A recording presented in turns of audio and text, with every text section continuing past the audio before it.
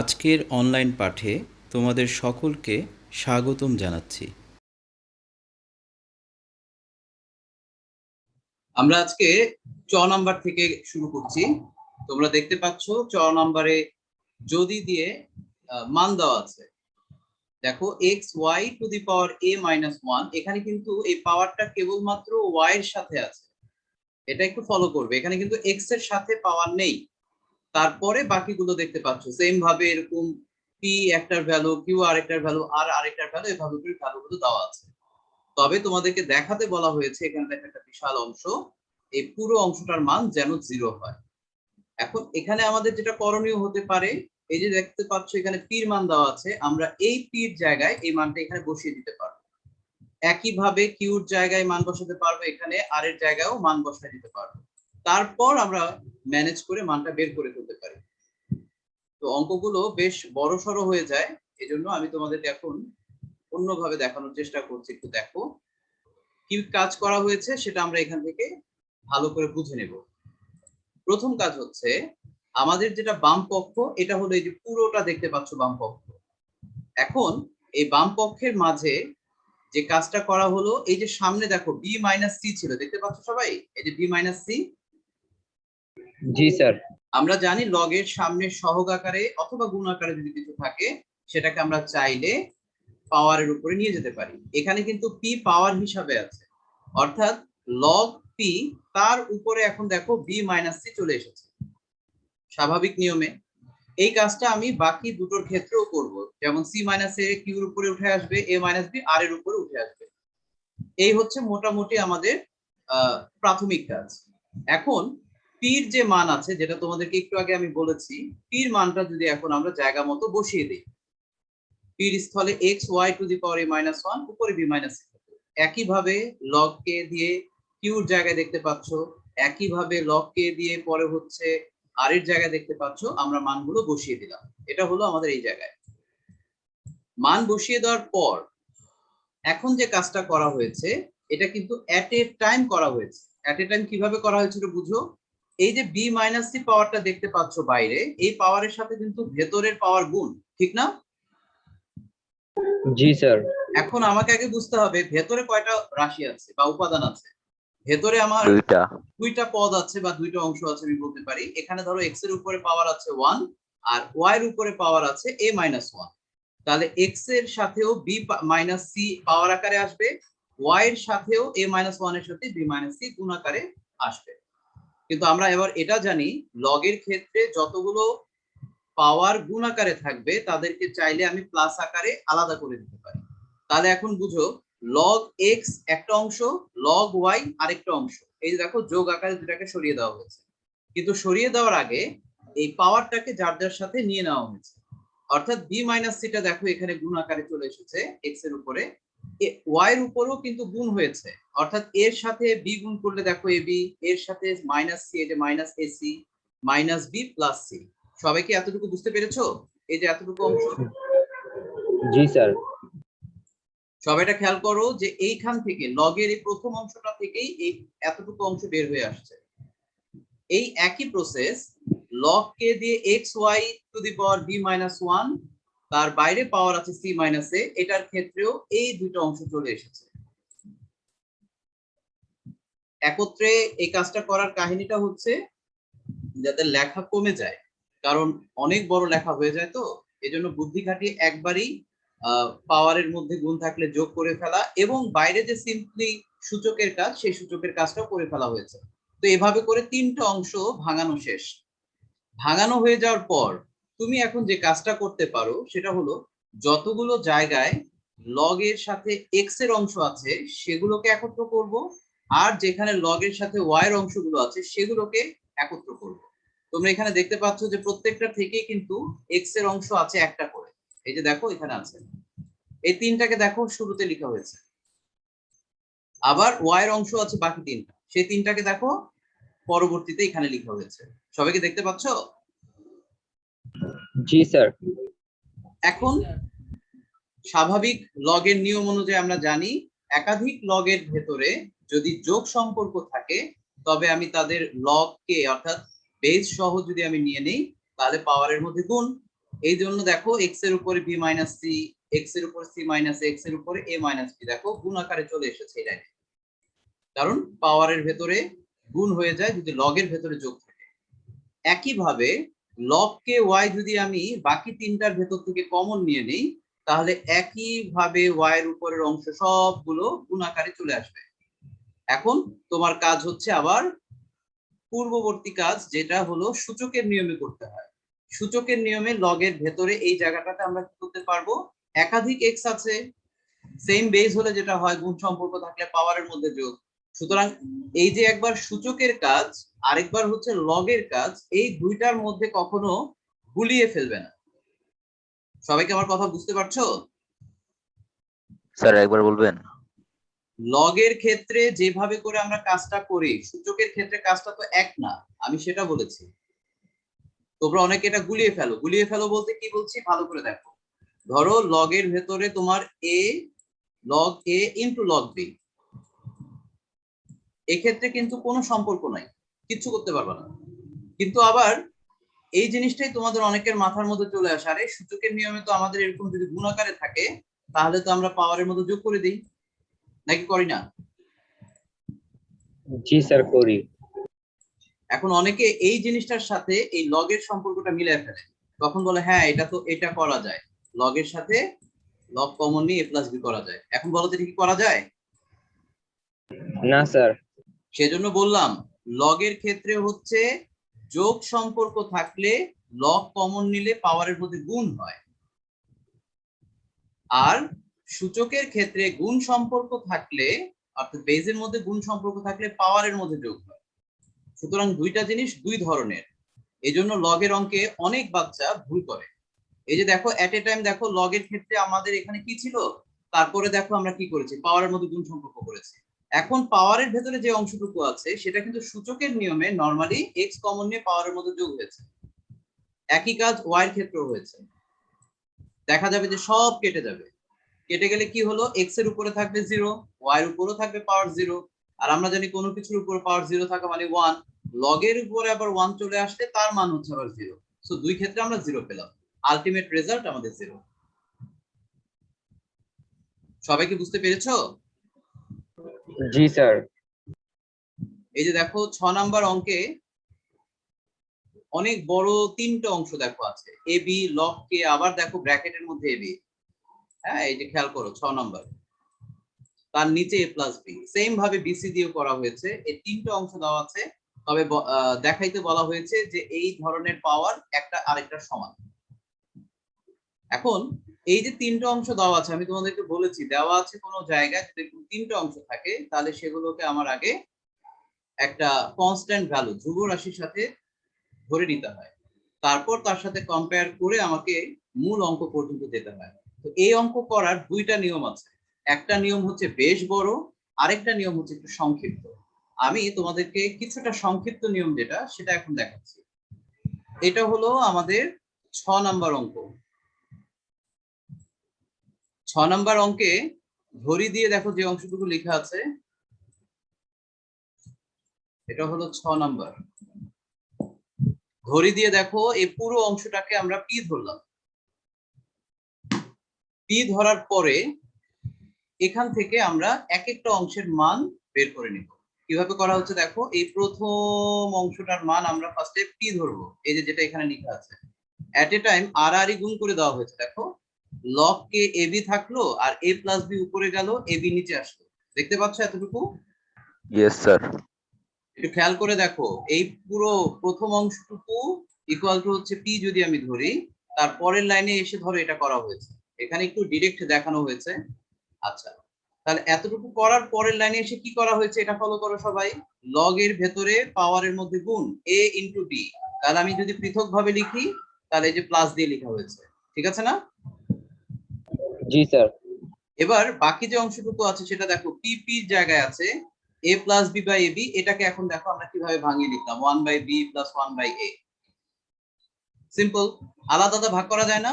এ plus B কে যদি A B দিয়ে ভাগ করি, এর নিচে এ কাটা গিয়ে বি থেকে যাবে, আবার বি বরাবর এ বি দিয়ে ভাগ করলে বি কাটা যাবে, এ থেকে যাবে। সবার জন্য এতটুকু ক্লিয়ার? 1 নম্বর সমীকরণ। জি স্যার। জি স্যার ক্লিয়ার। এবার এই একই কাজ আমরা যদি অনুরূপ ভাবে দ্বিতীয়টার ক্ষেত্রে করি তাহলে তুমি পাবা এটা, তৃতীয়টার ক্ষেত্রে যদি করি তাহলে তুমি পাবা এটা। যদি কারো কাছে মনে হয় যে অনুরূপ ভাবে আমি বুঝি না, আমি তাহলে প্রত্যেকটা মান এইভাবে 3টা লাইন করে করে করে করে 3টা সমীকরণ বের করব। বুঝে গেছে? কোনো বাধা নেই, বাট 3টা সমীকরণ তোমাকে আগে বের করতে হবে। এবার এই 3টা সমীকরণের মধ্যে আমরা যোগ করব। তোমরা এখান থেকে দেখতে পাচ্ছ এই যে লগ এর ক্ষেত্রে লগ এ লগ বি এভাবে প্রত্যেকটার ভেতরে আমরা বের করেছি। 3টা সমীকরণে বাম পাশের সাথে বাম পাশ, ডান পাশের সাথে ডান পাশ যোগ হবে। এখন এই যোগ করার সময় এখানেও একটা ডিরেক্ট কাজ করা হয়েছে, এটা তোমাদের বোঝার জন্য আমি বলে দিই, এটা তোমরা পারবা, একটু বুঝে নিবা। হ্যাঁ, দেখো তো সবাই, 1 নং সমীকরণের মধ্যে এখানে যে লগ কে এ আছে, 3 নং সমীকরণও কি আছে না? জি স্যার। তারপরে ধরো লগ কে বি এখানে আছে, এখানেও তো লগ কে বি আছে। আরেকটা ধরো জি স্যার। চিহ্নিত করলাম না, লগ কে সি এবং লগ কে সি এখানেও আছে। তার মানে আমি দেখতে পারলাম আমি যদি এই 3টা সমীকরণকে যোগ করি, বাম পাশে আমার লগ এ লগ বি লগ সি এই 3টা অংশ 2বার করে আছে। দেখো এখানে একবারে তারা লিখে দিয়েছে 2 ইনটু দিয়ে। বুঝা গেছে? প্রত্যেকটা উপাদান 2বার জি করে। স্যার। এবার ডান পাশের অংশটাও দেখো, চাইলে একবারে করা যায়, 1/b 1/a প্রত্যেকটাই দেখো ঘুরে ফিরে পির সাথে দেখো প্রত্যেকটাই কিন্তু 2বার করে আছে। এখানে দেখো 1/a আছে, এখানে 1/a আছে, 1/c এখানে আছে, এখানে 1/c আছে, এখানে 1/b এখানে 1/b। তার মানে আমরা এটাও বলতে পারি এই পুরো জিনিসটার ভেতরে 1/a 1/b 1/c মোট 2বার করে আছে। বলা যায় না? জি স্যার। এই জন্য এখানে সরাসরি এটা লেখা হয়েছে। আর আমি তোমাদেরকে বলি, যদি কারো মনে হয় যে না আমি এভাবে মনে রাখবো না, আমি সরাসরি যোগ দেখিয়ে তারপরে করব, হ্যাঁ তুমি পারবা। তো সেই 2টা পির সামনে গুণাকারে দেখানো হয়েছে, কিন্তু কমন আকারে আছে। এখন উভয় পাশ থেকে ধরো তুমি অন্তত পি বাদ দিয়ে 2 বাদ দিয়ে দিতে পারছো। ঠিক আছে, এই যে 2, এই 2 বাদ দিয়ে দিলে, তাহলে এটা এখন তোমার আদর্শ একটা সমীকরণ, যে সমীকরণের মধ্যে তুমি সবাইকে পাইছো।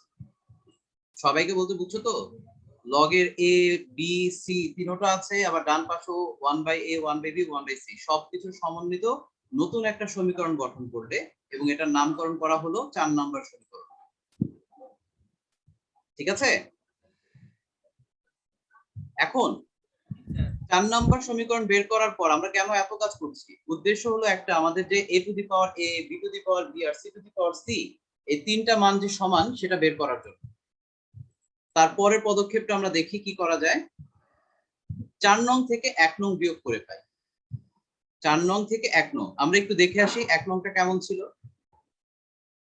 তাহলে বুঝতে পারবা। আমি তোমাদেরকে আগে এখান থেকে কেটে কেটে বুঝিয়ে দেওয়ার চেষ্টা করি। এটা ছিল তোমার 1 নং সমীকরণ, খেয়াল করবে, আর এটা হলো তোমার 4 নং সমীকরণ। যদি আমি 4 থেকে 1 বিয়োগ করি, তার মানে লগ এ লগ বি, লগ এ লগ বি বাদ যাবে কিনা বলো? জি স্যার যাবে। থেকে গেল শুধু লগ সি থেকে যাবে।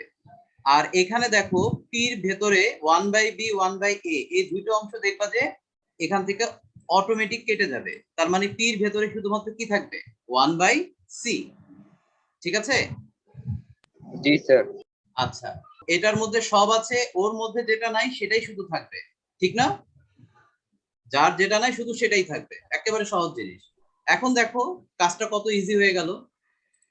শুধু পির সাথে 1/c রইলো, এই সিটা তো নিচে বুঝাচ্ছে, আর গুণ করো, দেখো সি এর পাশে চলে আসলো। এবার সিটাকে টান দিয়ে পাওয়ার আকারে নিয়ে আসা হয়েছে। সো তুমি এখানে একটা নতুন ভ্যালু পেলা, লগ কে c to the power c equal to হচ্ছে পি।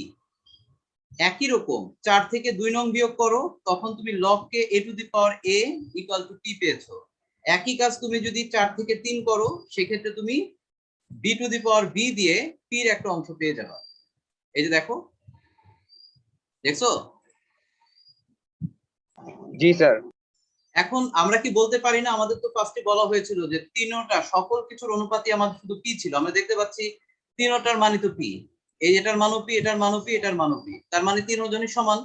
এই তিনটাকে সমান করার পর প্রত্যেকের ভেতর থেকে লগ কে বাদ দিয়ে দাও, তাহলেই তোমার প্রমাণ সম্পূর্ণ হয়ে গেল। এটা হলো বর্গজ নাম্বার। আমি আগেই বলে দিই এই অঙ্কগুলো হচ্ছে বেশ বড় হয়ে যায়, অন্তত বর্গজ নাম্বারটা অনেক বড় হয়ে যায়।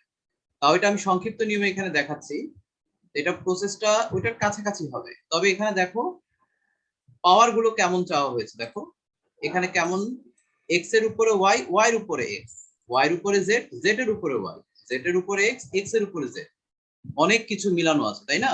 এখান থেকে দেখেই বোঝা যাচ্ছে যে জিনিসটা ঝামেলাপূর্ণ হয়ে যাবে। তো আমাদের এখানে যদি দিয়ে অংশ দেখতে পাচ্ছ, বড় একটা অংশ আছে, আমরা একই রকম ভাবে এখানে কিছু একটা ধরে নিয়ে তারপর অঙ্ক করতে পারবো। স্যার আগেরটার মতো করলে হবে না? এখন তোমার নতুন নতুন পাওয়ার আসবে, সেই পাওয়ার গুলোকে কিভাবে করবা সেটা আমরা একটু দেখি। দেখো বর্গজ নাম্বার অঙ্কে প্রথম কাজ হচ্ছে আমরা এই পুরো অংশটুকুকে ধরে নেব। যেটা বলছি যে এখানে দেখো এম লেখা আছে, এম লেখার কারণটা বুঝছো তো? অঙ্কের ভেতরে আমার এখানে কিন্তু কে অলরেডি আছে, দেখতে পাচ্ছ না? এই জন্য আমরা সাধারণত কনস্ট্যান্ট ভ্যালু অন্য কাউকে ধরি। অঙ্কের মাঝে কে ধরার কথা যদি আমার ভেতরে কোনো জায়গায় কে না থাকে, আদারওয়াইজ আমরা অন্য কোনো গুলো ধরবো। সবাইকে বুঝছো? আচ্ছা, এখন প্রত্যেকটা মান আলাদা আলাদা ভাবে ধরবো। এই যে দেখো লগ কে এক্স, তার মান একটা ধরা হয়েছে, লগ কে ওয়াই, তার মান এটাকে কম্পেয়ার করা হয়েছে। এরকম কম্পেয়ার তো বুঝতে পারছো, এই যে এই মানটাকে যদি আমি ইকুয়াল টু এম ধরি, আড়াআড়ি ভাবে শুধুমাত্র এমটাকে নিচে আনা হয়েছে। লাইনটাকে বুঝতে পেরেছো? মানে হিসাবে হওয়ার কথা এরকম, তোমাদের হিসাবটা আমি জি স্যার, লক তো স্যার নিচে। এই যে হিসাবটা এরকম হওয়ার কথা, আড়াআড়ি ভাবে। চিন্তা করো, এই যে অংশটা এখানে না চিন্তা করে এভাবে দেখো, এই যে এটা ইকুয়াল টু এটা, এমটাকে নিচে আনা হয়েছে আড়াআড়ি ভাবে, আর লগ কে এক্স টাকে উপরে নিয়ে যাওয়া হয়েছে ডান পাশে। এবার বুঝতে পারছো? এই স্যার এটা হচ্ছে। আচ্ছা, খুব সিম্পল। তুমি এটা ডান বাম করো, কোনো সমস্যা নাই। অথচ আমাদের আসলে লাগে হচ্ছে বাম পাশে, তো এই জন্য হলো লগের অংশগুলোকে বাম পাশে লেখা হয়েছে। আচ্ছা, তিনটা সমীকরণ তোমার এখানে গঠিত হলো। এর ভেতর থেকে আমরা এক একবার এক একটা সমীকরণকে কিভাবে যুক্ত করব এটাই একটু শিখব। এখানে একসাথে লাইনটা লেখা হয়েছে, আমি একটু ভেঙে বলি। আচ্ছা বলো তো, আমরা ওখানে দেখেছিলাম এক্স এর উপরে পাওয়ার কি ছিল? Sir Y. এক্স এর উপরে পাওয়ার ওয়াই ছিল, আর ওয়াই এর উপরে পাওয়ার কি ছিল এক জায়গায়? X। এক্স। ঠিক আছে, প্রথমটা যদি আমি মিলাতে চাই তাহলে একটু দেখো, এখানে একবারে করে দিয়েছে, তো আমি তোমাদেরকে একটু বুঝিয়ে দিই। ধরো এটা হলো 1 নং সমীকরণ, এটা হলো 2 নং সমীকরণ, এটা হলো 3 নং সমীকরণ। তোমরা নিজেরা খাতায় পরবর্তীতে ফ্রেশ করে করবা। 1 নং সমীকরণকে আমি ধরো এই যে প্রথম এই এখন দিয়ে যে লাইনটা করা হয়েছে, এখানে মূলত করা হয়েছে 1 নং এর সাথে y গুণ করা হয়েছে, তারপর যোগ 2 নং এর সাথে x গুণ করা হয়েছে। একটু মিলাও, y log কে x, এখানে কি ছিল? শুধু log x না? তার মানে এখানে y গুণ করা হয়েছে। আচ্ছা, এটার সাথে y গুণ করা মানে কি? এই বাম ডান পাশে যে অংশটুকু আছে তার সাথে y গুণ হবে না? জি স্যার হবে। এই দেখো এখানে দেখো এখন আছে শুধু x এর সাথে আবার একটা y ও আছে, অর্থাৎ এই y টা গুণ আকারে বোঝানো হয়েছে। এবার নেক্সট 2 নং সমীকরণে তুমি দেখতে পাচ্ছ log y আছে, এটার সাথে আমি x গুণ করেছি। এই যে দেখো x গুণ করা হয়েছে, এই x টাই ডান পাশের y এর সাথে গুণ করলে দেখো এখানে xy হিসেবে থাকে, ঠিক না? জি স্যার। এবার তুমি যোগ করো, যোগ করতে গেলে কি হলো, আমরা দেখতে পাচ্ছি এখানে কমন কে xy কমন আছে, নিচে m কমন আছে, বাকি সবগুলো উপাদানকে আমরা টেনে একটা ব্র্যাকেটের মধ্যে নিয়ে আসতে পারি। তাহলে দেখা যাবে কিছু কাটাকাটি যায়। তোমরা দেখো এখানে x x কে কাটছে, y y কে কাটছে, যার কারণে শুধু এখানে 2z থাকে। তাহলে 2z এর সাথে সামনের xy গুণ করে 2xyz ডিভাইডেড বাই m থাকে। এতটুকু কি বোঝা গেছে? জি স্যার। আচ্ছা, এবার তুমি যার যার পাওয়ারটাকে মাথার উপরে নিয়ে আসো। এই যে y টাকে যদি এখন x এর উপরে নিয়ে আসা যায়, এই যে আনা হয়েছে, একইভাবে x টাকে y এর উপরে নিয়ে আসা যায়, এখানে আনা হয়েছে। লগ এর ভেতরে গুণ সম্পর্ক, যোগ সম্পর্ক আছে, তাহলে আমরা লগ কমন নিলে পাওয়ারের ভেতরে গুণ হয়ে গেল। এই যে দেখো গুণ হয়ে গেছে, বাকিটা এই যে ডান পাশে। এটা কিন্তু একটা অংশ। এই একটা অংশ যদি কেউ ভালো করে বুঝে নিতে পারে, তাহলে বাকি প্রত্যেকটা অংশ সে বুঝে বুঝে করে ফেলতে পারবে। বাকিগুলোর জন্য সেম ভাবে করতে হবে। কি করতে হবে? y এর উপরে z, z এর উপরে y, ঠিক তো? তাহলে y ছিল তোমার হলো 2 নং সমীকরণে, তখন 2 নং সমীকরণকে z দ্বারা গুণ করব, তারপরে হচ্ছে 3 নং সমীকরণকে y দ্বারা গুণ করে যোগ করব। কথা কি বুঝতে পারছো? এই যে এটা মিলানোর জন্য জি স্যার। যেটা পাওয়ার সেটা দ্বারা ওই সমীকরণকে গুণ করব, যেটা পাওয়ার সেটা দ্বারা ওই সমীকরণকে গুণ করব, তারপর আবার যোগ করব। যোগ করলে একই প্রসেস, একইভাবে এটার ক্ষেত্রে করতে হবে। এজন্য আগে বললাম এই অঙ্কগুলো কিন্তু একভাবে শেষ হয় না। এই অঙ্কগুলো এই জন্য বলেছি বেশ বড় এবং টাইম লাগে। এখন দেখো এই যে একটা একটা করে যদি আমরা করি, এখানে ধরো একবারেই কে ইকুয়াল টু এটা লিখেছে, আমি এটা পরেও লিখতে পারতাম, এই জিনিসটা পরেও লেখা যায়, কারণ প্রত্যেকটারই মান সেম আসবে। আমি ধরো এই লাইনটা না লিখলেও হবে, কথার কথা বলছি, এটা না করেও আমি এইভাবে রেখে অঙ্ক করতে পারবো। ধরো একই সিস্টেমে পরবর্তীটাও যদি করা হয়, এই যে দেখো জেড দিয়ে এটা এটা করা হয়েছে, দেখো এরকম একটা অংশ আসছে না? বলো এখানেও কি ডান পাশে সেম মান না? 2xyz/m আছে না সেম? জি স্যার। আমি এই জন্য বললাম এটা আমাদের দরকার নাই, এটা ছাড়া অঙ্ক করতে পারবো।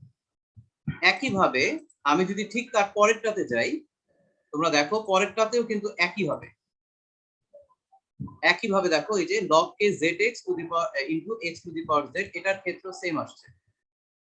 আমি তো দেখতে পাচ্ছি প্রত্যেকটার মানই তাহলে 2xyz/m, প্রত্যেকটাই।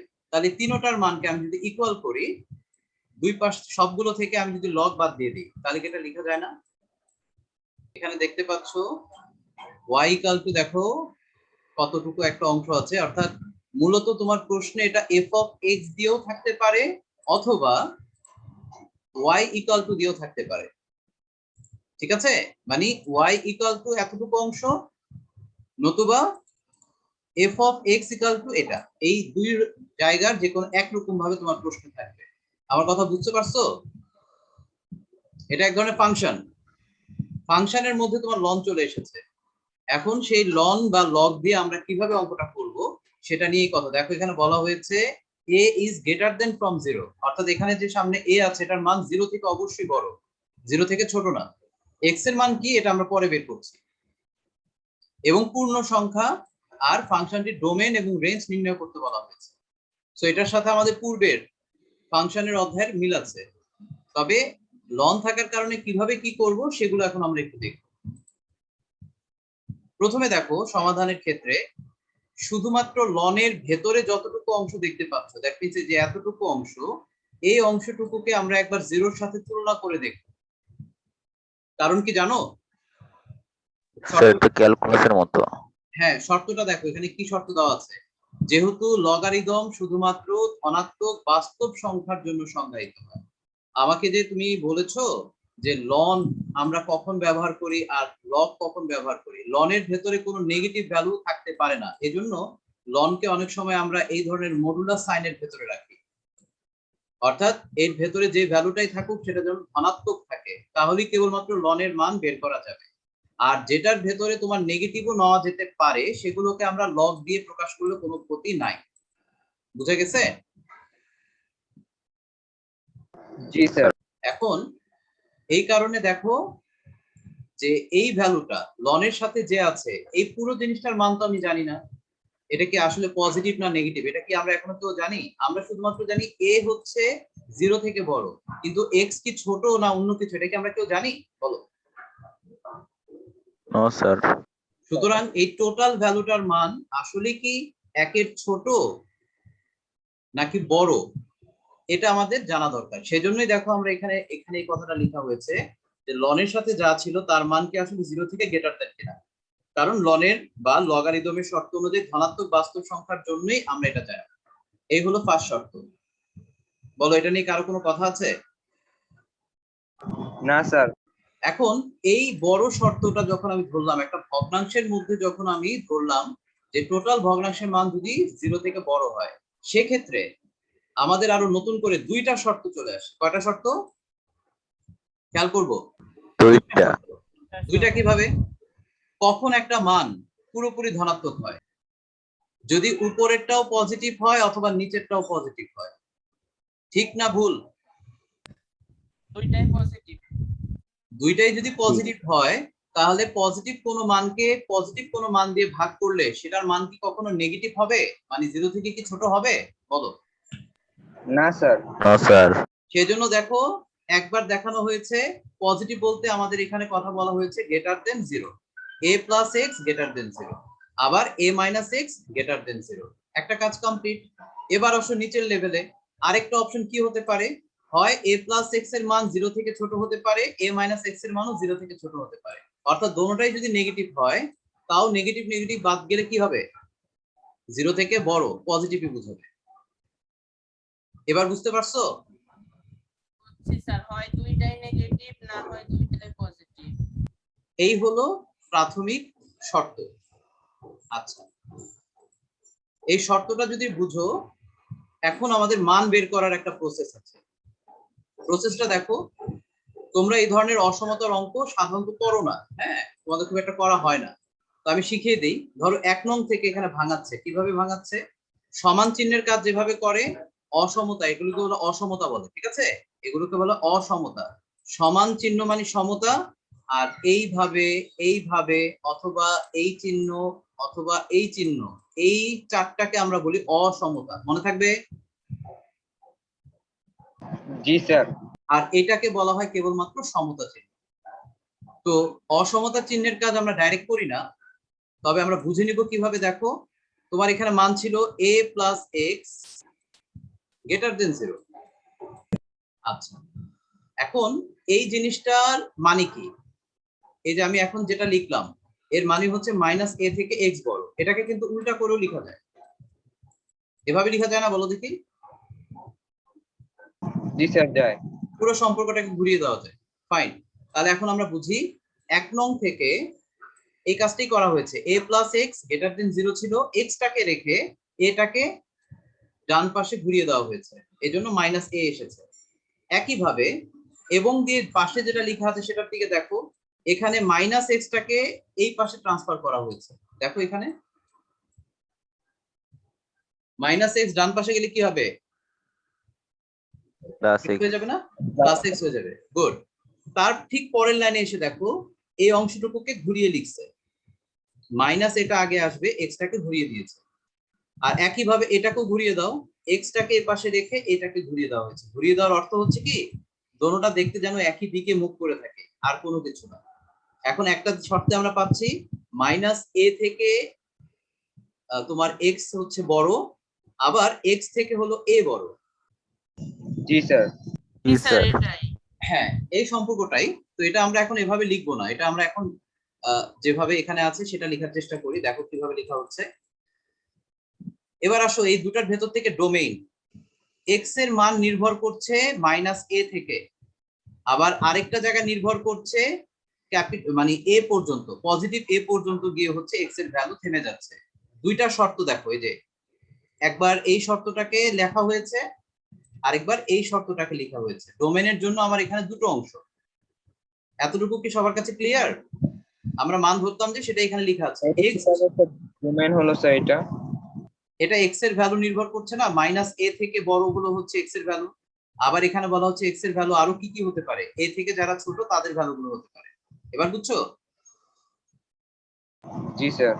এখন এই দুইটা ক্ষেত্রকে আমরা একত্র করব, অর্থাৎ এই দুটোর মধ্যে যারা যারা কমন, তারাই হচ্ছে মূলত আমার এই ফাংশনটার জন্য ডোমেইন।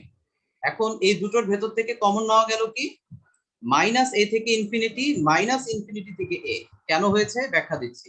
তুমি কি এক্স এর মান জানো? না এনিওয়ান? স্যার। তুমি কিন্তু এক্স এর মান জানো না। এক্স এর মান আমি ইনফিনিটি পর্যন্ত ধরতে পারি, অগণিত ভ্যালু ধরতে পারি, যার কারণে স্যার, মাইনাস, বলো। এর মান কি আমরা জানি? এ বলতে তো ধরো যে কোনো একটা অ্যালফাবেট অথবা যে কোনো অক্ষরকে প্রতিনিধিত্ব করছে। আমরা ফাংশন বের করি কার সাপেক্ষে? এক্স এর সাপেক্ষে বের করি না ফাংশন? জি স্যার। তাহলে আমি এখানে ডোমেনের অংশটা দেখব। সো এখানে বোঝানো হচ্ছে যে এই ভ্যালুটা বোঝানো হচ্ছে মাইনাস a থেকে ইনফিনিটি পর্যন্ত ডান পাশে মানটা যেতে পারে। আর এই শর্তটা থেকে আমরা বুঝতে পারছি a হচ্ছে এখানে সবচেয়ে বড় ভ্যালু, আর a থেকে x হচ্ছে সবচেয়ে ছোট ভ্যালু। তার মানে ছোট বলতে কি বোঝায় বলো? ছোটর শেষ হচ্ছে মাইনাস ইনফিনিটি, আর বড়র স্যার বুঝি ডোমেন বুঝিনি। আবার বলো। Sir infinity sir. দাঁড়াও, স্যার আমি এটা বুঝি না, এই যে ডোমেন লেখা হলো কেন? আমরা যখন x এর মান আগে লিখতাম, x এর সকল মানের জন্য ইহা সত্য, এই কথাগুলো লিখতাম কিনা বলো? জি স্যার। আচ্ছা, x এর সকল মান বলতে আমাদের তো এখানে ফিক্সড x এর সকল মানটা বসাতে পারছি না।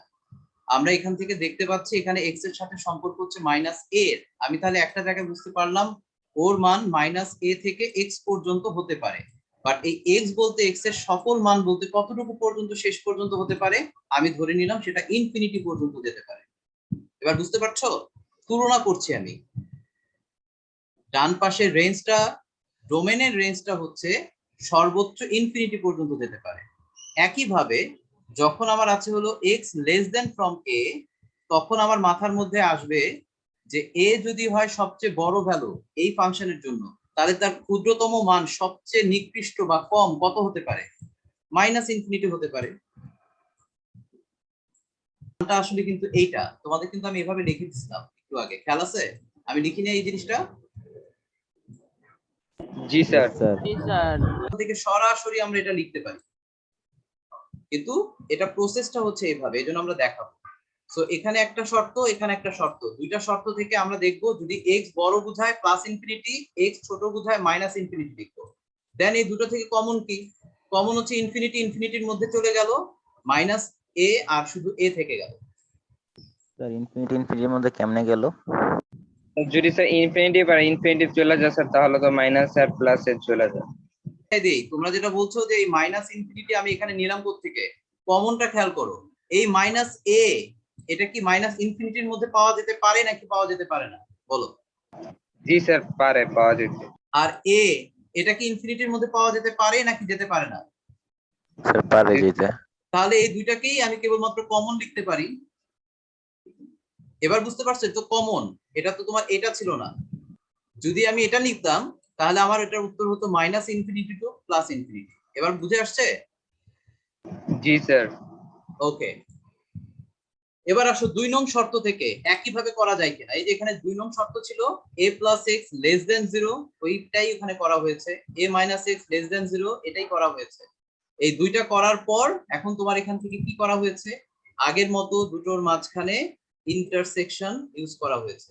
মজার ব্যাপার হলো ইন্টারসেকশন করার পর এখানে একটা প্যাচ লেগে যাবে, কারণ এখানে দেখো একটা মান যেদিকে মুভ করে আছে এটা কিন্তু সেদিকে মুভ করে নাই, আছে কি? নো স্যার, ফার্স্টেরটা এরকম ছিল কিন্তু দ্বিতীয়টা এমন নাই। এখন যেহেতু এইভাবে নাই, কেন নাই ব্যাখ্যা আছে? স্যার ওই যে স্যার আপনার কাছে আছে। পক্ষান্তর করার ফলে নাই স্যার। আচ্ছা যাই হোক, এটা নরমাল কাজ করা হয়েছে, এখানে কোনো সমস্যা নাই।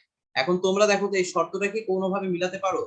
এক্স হচ্ছে পজিটিভ যদি বুঝায়, মাইনাস এ থেকে হলো এক্স এর মান ছোট, আরেক জায়গায় বলা হচ্ছে পজিটিভ এ থেকে হলো এক্স এর মান বড়। Is it possible? মানে বুঝলাম না এটা। কথাটা হচ্ছে 3 হচ্ছে এমন একটা সংখ্যা যেটা তোমার -1 থেকে ছোট আর 4 থেকে হচ্ছে বড়, এটা কি সম্ভব? না স্যার, কোনোদিনও না। তার মানে এটার ভেতরে কোনো মানই নাই। মান নাই মানে কি? ফাঁকা সেট। ফাঁকা সেট। জি হ্যাঁ, শর্তটা ভালো করে দেখো, দেখলে বুঝতে পারবা। এখানে দেখো এক্স এর ভ্যালু বোঝানো হচ্ছে নেগেটিভ থেকে এক্স ছোট, তাই না? এক্স ছোট কার কাছ থেকে? নেগেটিভ ভ্যালু থেকে ছোট। আবার বলা হচ্ছে পজিটিভ ভ্যালু থেকে আবার হচ্ছে হলো এক্স বড়। Is it possible? দুটো দ্বিমুখী। ও না হ্যাঁ, স্যার। যার কারণে আমরা দেখলাম যে এদের মধ্যে যদি এখন আমরা ওভাবে ড্র করি ইনফিনিটি টু ইনফিনিটি লিখাই যাবে না, কারণ দুটাকে ছেদ করে যাচ্ছে, মিলে না। যার কারণে এদের মধ্যে কমন কোনো ভ্যালু নাই, সরাসরি আমরা এটা লিখে দিলাম। আর যারা মনে করছো যে হ্যাঁ স্যার আমি এটা বুঝি, এই লাইনটা লিখবো না, শুধু সরাসরি এটা লিখবো হবে। বুঝতে পারছো? এতটুকু বাদ দিয়ে শুধু এটা সরাসরি লিখে দিতে চাচ্ছ হবে। আর যখন বিপরীত দিকে সাইন দেখবা সম্পর্ক দেখে বুঝবে সমস্যা এটা। এখন ডোমেন তাহলে আমার দুইটা শর্ত থেকে একটা পেলাম এইটা, আরেকটা পেলাম এটা। এবার এই দুইটার মাঝখানে তোমাকে ইউনিয়ন করতে হবে, এই যে ইউনিয়ন দেওয়া আছে দেখতে পাচ্ছ? এই জন্য দেখো লেখা আছে প্রদত্ত ফাংশনের ডোমেইন 1 ও 2 থেকে প্রাপ্ত ডোমেনের সংযোগ। দুইটা জায়গা থেকে আমি যেটা আলাদা আলাদা পেয়েছি এটাকে এবার একত্র করো। একত্র করার পর আমরা দেখতে পাচ্ছি ফাঁকা সেট দিয়ে ইউনিয়ন করা না করা কি সেম। এই যে পেয়ে গেলাম। পেয়ে যাওয়ার পর এখন তুমি চলে আসো, ডোমেইন আমার শেষ, এখন আমাকে আসতে হবে রেঞ্জ বের করার জন্য। এফ অফ এক্স থাকলেও আমরা ওয়াই ইকুয়াল টু দিয়ে লিখবো। এই লাইনটা কিভাবে আসছে? লগের ক্ষেত্রে যে আমরা বেজ অ্যান্ড পাওয়ার দিয়ে যে কাজটা করি এইটা ঠিক সেইভাবে এসেছে, এবং সেখানে বের করার পর তোমরা এখানে ই দেখে বিভ্রান্ত হয়েও না। আমরা লনের নিচে কোনো যদি বেজ না থাকে সেক্ষেত্রে আমরা ই ধরে নিই, সে কারণেই এটা বেজ অ্যান্ড পাওয়ারের হিসাবে এটা এসেছে।